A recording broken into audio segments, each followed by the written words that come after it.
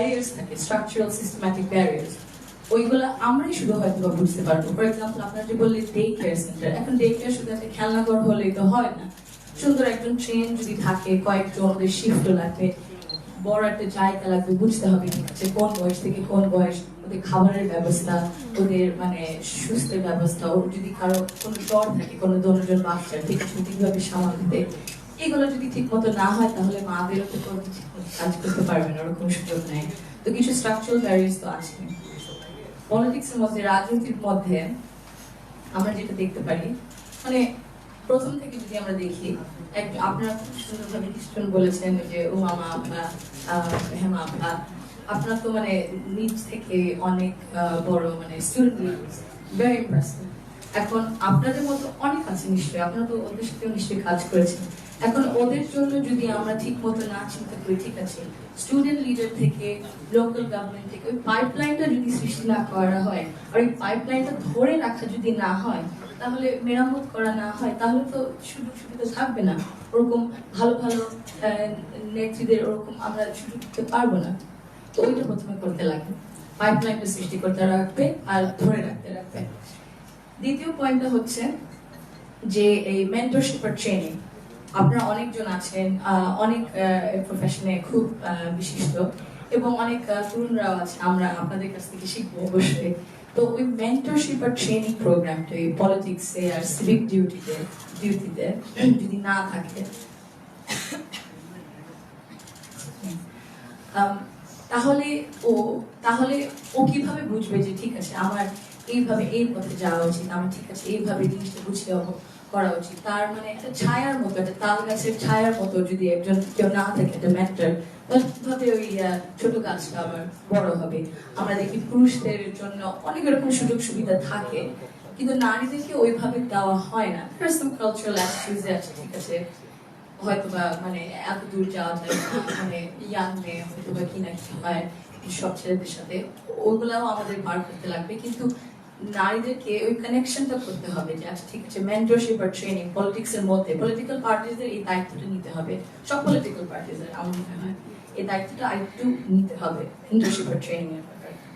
আর একটা বড় বিষয় যে ফাইন্যান্সিং এর ব্যাপারে, ফাইন্যান্সিং ও বিরাট বড় একটা ক্যাম্পেইন যদি করতে চান, রাজনীতি যদি চলতে চান, ফাইন্যান্সিং যে পলিটিক্যাল পার্টিসদের মানে ইকুইটি, এই কোয়ালিটি তো আমরা জানি সমান সমান। ইকুইটি হচ্ছে বোঝা যে বৈষম্য হয়, কিন্তু ওই জিনিসকে ঠিক করার জন্য আরো সুযোগ সুবিধা দিতে হবে। তো ওইটা হচ্ছে যদি ফাইন্যান্সিং নারী নেত্রীদের দেওয়া হয়, তাহলে হয়তো বা এই জিনিসটা একটু মানে কমে আসবে, যে নারীরা তো পার্টিসিপেট করতে পারছে না রাজনীতিতে, এটা একটু কমে আসবে। এবং নারীদেরকে সুযোগও দেওয়া উচিত, বুঝতে আছে ঠিক আছে ওনার মানে মেধা আছে দাঁড়ানোর জন্য কোনো একটা লোকাল গভর্নমেন্টে, না হলে কোনো একটা কনস্টিটিউয়েন্সিতে।